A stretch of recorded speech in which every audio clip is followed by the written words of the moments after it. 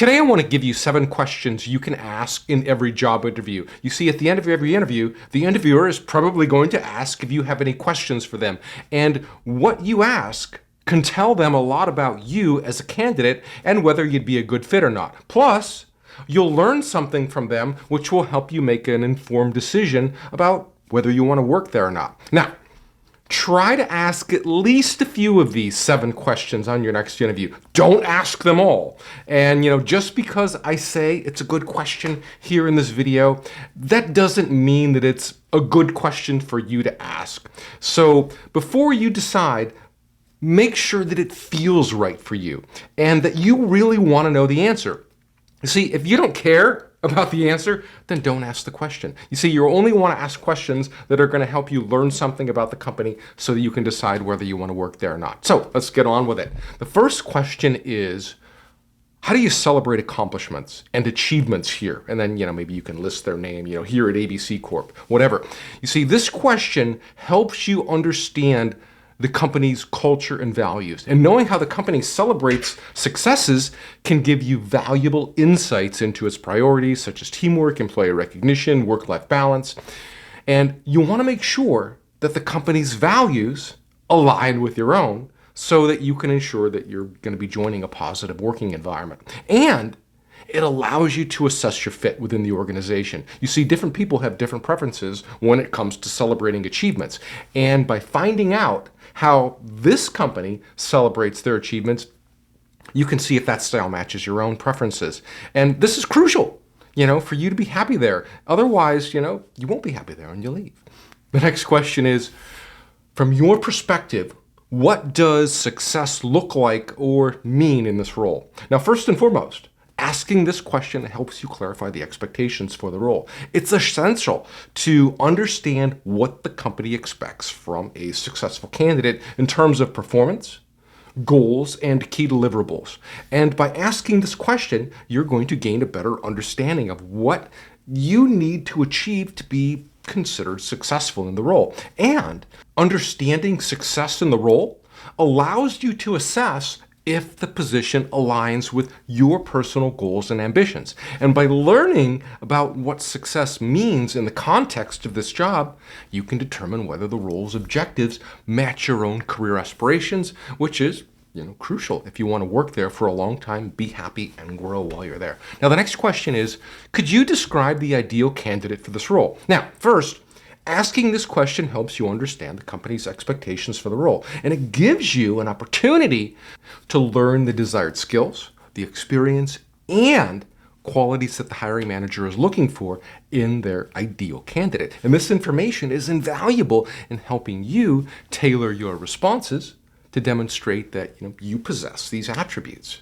And understanding the perfect candidate's attributes allows you to assess how well your personal strengths and experiences will align with the company's expectations. And by comparing your skills and qualifications to the ideal candidate, you can better determine if you're a good fit for the role and the company.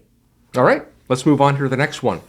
Consider asking, what are your top priorities for the person in this position during the first 30 days?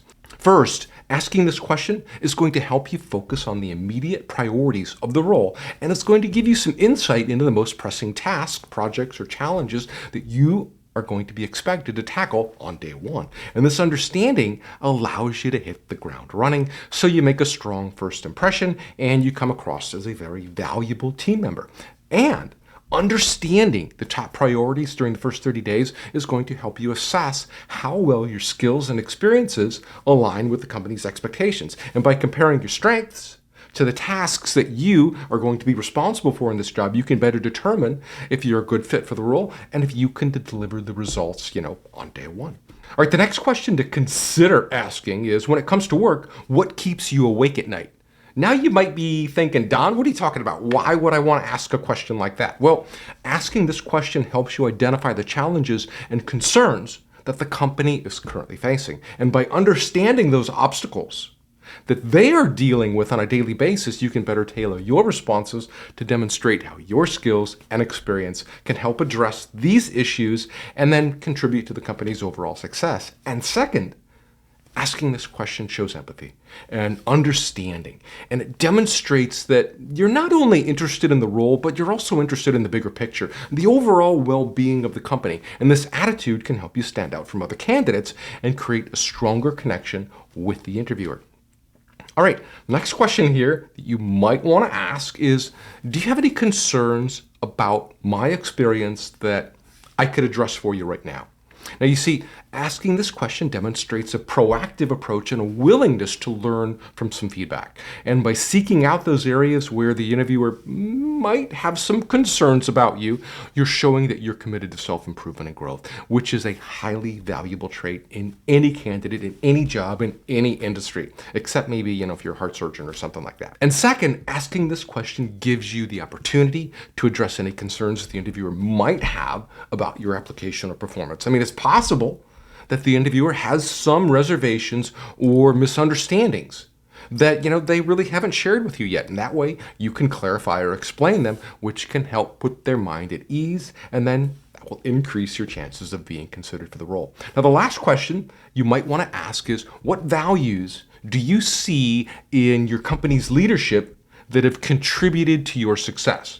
Now, you might be curious why I'm suggesting this, and I'm not suggesting this question for everybody. I mean, if you're interviewing at, whatever, I'm going to use a weird example here, but McDonald's, if you're, you're not going to want to ask that kind of question. But if you're interviewing for a high-level director kind of position, you might want to ask that. You see, asking this question helps you learn about the company's culture and values. And the values of a company's leadership often have a significant impact on the organization's overall culture. And by understanding these values, you can get a better idea of what it's like to work at the company and whether the environment aligns with your own values and beliefs. And it helps you understand the values of the company's leadership that can give you insight into their leadership style. And this knowledge can help you determine whether their approach to management and decision-making is one that you would thrive under or that you would find challenging. And it's essential to consider how well that you would mesh with a company's leadership style, when you're evaluating a job opportunity.